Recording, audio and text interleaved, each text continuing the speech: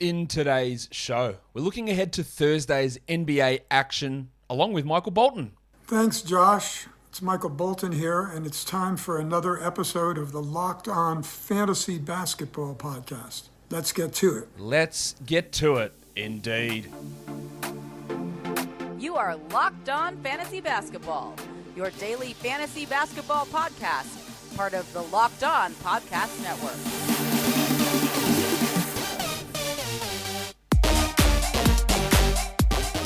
Hello and welcome to the Locked On Fantasy Basketball Podcast, brought to you by Basketball Monster. My name is Josh Lloyd and I am the lead fantasy analyst at basketballmonster.com and at Yahoo Sports Australia. And you can find me on Twitter, as always, at redrock_bball and on Instagram at Locked On Fantasy Basketball. Thank you for making Locked On Fantasy Basketball your first listen every day. We are free and we're available on all platforms. Enough of that bullshit. We're going to be looking at Thursday's action in the NBA. Warnie? Let's get it on, Gilly. So good to always have these high-profile guests ready to just offer their intros for the show. Bulls, Hawks, first game up.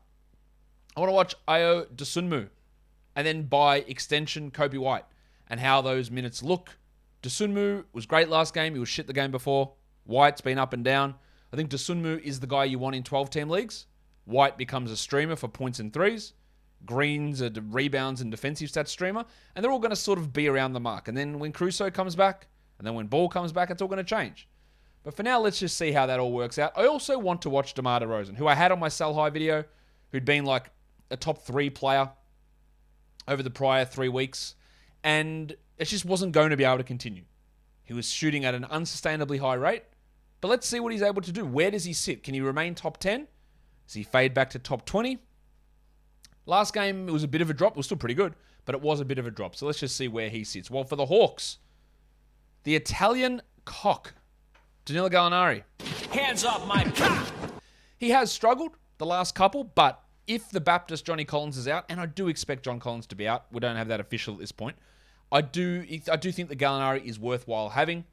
They've also got a question mark over Onyeka Okongwu, who's dealing with concussion symptoms. I don't expect him to play. And Trae Young is probable with that ankle issue that he suffered last game. He was able to return, but he said it was pretty sore. But he is a remarkably quick healer from ankle sprains, as we have seen in the past. I don't think there's any concern there too much. Well, Bogdanovic is shooting the absolute lights out. That does make him a sell high. But if Trae is out, or John remains out, then there's going to be some usage bump there for Bogdanovic. He's just playing really, really well at the moment. I do expect a drop off, but at the moment things are going pretty sexily. The Grizzlies and the Celtics. The wave pool, DeAnthony Melton. He's rolling along as a 12-team league guy. Dylan Brooks' return, I don't know, because Memphis tells us jack shit. That's coming at some point, maybe, I guess. Assume, maybe, some sort of, I guess. I don't know. It doesn't matter, because Melton is putting up good numbers. And he is, at this stage, a 12-team league player. While Big Steve Adams, he's really, now, aside from the free throw shooting, which is piss poor, the scoring, it's bad. But he's getting assists. He's getting some defensive stats. He's rebounding like a monster. He is a 12-team league player just if you have the right balance on your squad. And let's see how he's able to do that. Well, for the Celtics, well, Derek White. What do we do with Maximum Derek? Maximum Derek. We assume at this point that Jaylen Brown is going to miss. He's listed doubtful at this point, but it doesn't look like it's a long-term thing. I expect with Brown out, White will get the minutes bump. So I don't know if we're going to get a huge amount of information in this game. But that will be something to watch as to White's role without Jaylen Brown there. And then also Grant Williams, who's playing extraordinarily well. He is at the very least a 14-team league option, and he does have some 12-team league appeal. So don't completely discount Big Grant. The Pistons and the Raptors. Kelly Olynyk's been playing better. Does that make him a rosterable guy? Probably not. It does help that Marvin Bagley is dealing with this ankle problem that's caused him to miss the last 2. And you're going to be stunned to know that Marvin Bagley dealing with injuries. What a shock that is. Took 4 games in Detroit before he got hurt. Now, I know that it's not his fault, but man, this guy just can't stay healthy. He can't actually be good when he's on the court either, but he can't stay healthy. That is helping Olynyk, so maybe there's stream value there, so let's see what his playing time looks like. Also, Killian Hayes. He's looking better, and encouragingly, old mate Dwayne Casey has played him 28 and 27 minutes the last 2 games.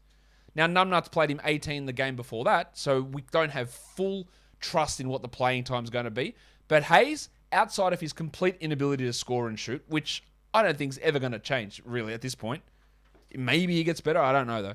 But his passing's good, his defense is very good, and those are two things that he used for. And in fantasy, getting his rebounds, assists, and steals, there is value in that. So let's see if he gets those minutes again. For the Toronto Raptors, still some unknowns about Freddie VanVleet and the Jedi, OG Anunoby. But what about scarves? OG. Balenciaga Stop, ones. OG. You better stop, OG. Yeah, what about scarves? I don't know. I don't know if OG is going to play. He's missed 4 games with that finger problem. Maybe he returns in this game. But if he's out, what about the big sneeze? Precious Achiuwa. Last game, we thought the minutes would be pretty strong for him, but he played 18 because there's so many centers. There's Boucher, there's Achiuwa, there's Young, there's a big tree, Ken Birch. Like, how do we trust any of those minutes? Now, while Achiuwa is one of the most, let's be honest, he's one of the shittest players in the NBA. He just is frustrating to watch, but he did have a good game 2 games ago. And I think Nurse probably should have given him a little bit more playing time in that one against the Nets. So I think there's a chance that if OG is out, or Fred is out, or both are out, that Achiuwa can have a little bit of extra value and maybe be streamable. But must roster? I don't think so. And then, if VanVleet is out, we're looking at Malachi Flynn, who's put up 2 really big games. Now, Flynn could go and play 7 minutes if VanVleet's available, but he's at least, if you want to just take a chance on somebody under the assumption that VanVleet's going to miss at least Thursday or Friday, one of those games back-to-back, then there's going to be some value there in Flinny. And I think that that is something we need to take a look at. We also need to take a look at Bet Online, because football season's over, you know that. But do you care? Because you listen to a basketball podcast, and we're full steam ahead right towards the playoffs, and Bet Online gives you the latest odds, totals, and player performance props as your number one spot for all of your sports betting needs. Bet Online remains the best spot for all of your sports scores, podcasts, and news this season. And it's not just basketball. BetOnline.net has hockey, UFC, and boxing as well. So head to the website today or use your mobile device and learn more about the trends and action. BetOnline is where the game starts. Next up, we look at the Heat and the Nets. This is a back-to-back for Miami. I'm expecting that Kyle Lowry doesn't play in this game, so Gabe Vincent is going to have another opportunity to start. No Oladipo, no Markieff Morris. Caleb Martin should be available. So we want to watch Vincent and his production, and Jimmy Butler's been a little bit off the last couple of games. Minutes low, 30 and 29. This is before Wednesday's game against the Bucks. Was there something bothering him? I know General Soreness has been reporting for duty over these last couple of games, but is there actually something going on with him that's causing the drop in shooting percentages and the drop in minutes? Well, for the Brooklyn Nets, Kevin Durant is back. That's great. What does it mean for the rest of the rotation? Andre Drummond's probable, so how they use Drummond and Aldridge and Claxton, that'll be interesting. Drummond's probably worth a hold in 12s, but it is going to be iffy. And then Durant coming back. What do his minutes look like? I assume they're marginally limited. Kyrie remains out, of course. James Johnson, Bruce Brown, which one of those guys loses out the most? Probably Johnson, but we don't know that for sure. And that is going to be, again, watching how this Nets rotation adjusts to Durant, and then Irving, and then maybe Simmons. I don't know. How that all figures out will be something we need to pay attention to. The Kings and the Spurs. I want to watch the big ragu, Dante DiVincenzo. How his playing time compares with Davion Mitchell, Justin Holiday, and the other bloke, Jeremy Lamb. DiVincenzo's the best steals guy there. Actually, Mitchell's probably close to it, but DiVincenzo's probably a little bit more proven there. Holiday's a better threes guy, but DiVincenzo sort of strikes the middle balance there, and he's probably got the most upside, but I just don't think the minutes are going to be there. Now, if he starts to get 30 a night, then I'll change my tune, but I'm not sure he's a 12-teamer. While Trey Lyles, I assume they're going to start him again. That's just a very Kings thing to do. He's got an opportunity to score and be useful enough in the short term. I don't really buy it long term, but streaming, no worries. Well, for the Spurs, Lonnie Walker's been getting a lot of shots and scoring okay. Unfortunately, efficiency is an issue for him, as is every other category, but if you're looking for points, he can help. And Keldon Johnson, bad game last time, but prior to that, he'd been really playing well. He's shooting the lights out this season from three-point range. He still struggles on his twos, and he struggles to do anything with defensive stats and volume threes or anything like that. But he's playing a lot better over the last month or so. The Warriors and the Mavericks, rematch of a couple of days ago. Jordan Poole is struggling at the moment. We don't know whether Klay Thompson will play. He's joined the team. No, we do. It's been confirmed. He will play in this game. So is Poole looking like a drop? Yeah, he is. I don't know if I'd do it yet, but in a 10-teamer, I probably would. And then the John Kuminga, Gary Payton, Otto Porter combination. where do they sit in terms of minutes? Can Kuminga push to be a 12-team league guy? He sort of is at the moment.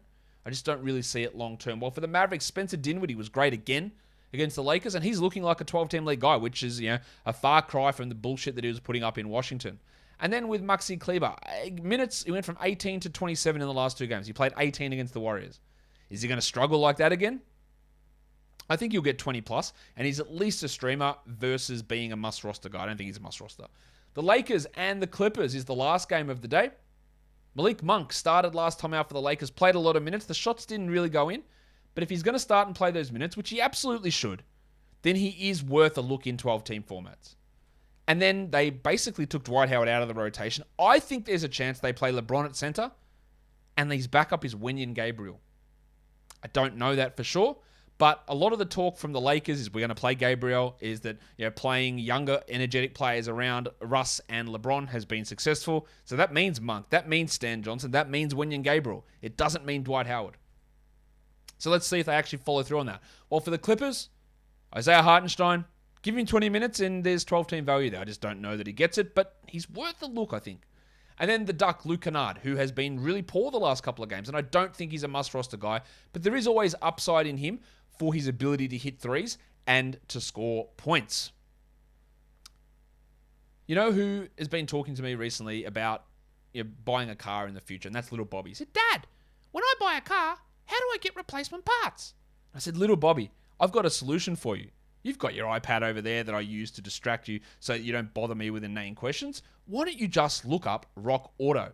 You're never going to want to go to a chain auto parts store. Why is that? Because they're going to charge you too much money. Just go to rockauto.com. They've been serving online family businesses for over 20 years. Dad, what's a family? Don't worry about that, Little Bobby. Just go straight to rockauto.com and you can find all of those parts for your future car. Tail lamps, brake parts, motor oil, even new carpet, even if cars have carpet at that point in the future. Who knows? So go to rockauto.com and find all the parts available for your car or truck. And in their How Did You Hear About Us box, write Locked On so that they know that we sent you. Amazing selection, reliably low prices, all the parts your car will ever need. rockauto.com. Let's look at some stream options, the back-to-back Thursday to Friday. We're looking at some Bulls guys, Javonte Green, Derek Jones Jr. maybe. Ew. Some Pistons players, Kelly Olynyk, Killian Hayes, Hamidou Diallo, Corey Joseph. Some Raptors guys, Thad Young, Malachi Flynn, Precious Achiuwa. And some Hawks players, DeAndre Hunter, Danilo Gallinari. I think that's the whole list there. For just Thursday, we're looking at Grant Williams, Gary Payton, Javonte Green, Isaiah Hartenstein, Kevon Looney, Nico Batum, Otto Porter, Lonnie Walker, DeAndre Hunter, and Maxi Kleber. For deeper formats, all of those names plus Dwight Powell, Jeremy Lamb, Talen Horton-Tucker, James Johnson, Peyton Pritchard, Amir Coffey, Aaron Nesmith, Corey Joseph, Dwayne Dedman, and Joshie Richardson. And for points leagues, we're looking at Lonnie Walker, Kevon Looney, Brandon Clark, Dorian Finney-Smith, DeAndre Hunter, DeAnthony Melton, Isaiah Hartenstein, Reggie Bullock, James Johnson, and Javonte Green. And that will do it for today's show. Don't forget to follow this podcast on Apple Podcasts, Google Podcasts, Stitcher, Spotify, and on the Odyssey app. If you're here on YouTube, thumb it up. Leave your comments down below. Guys, we're done here. Thank you so much for listening, everyone. See ya.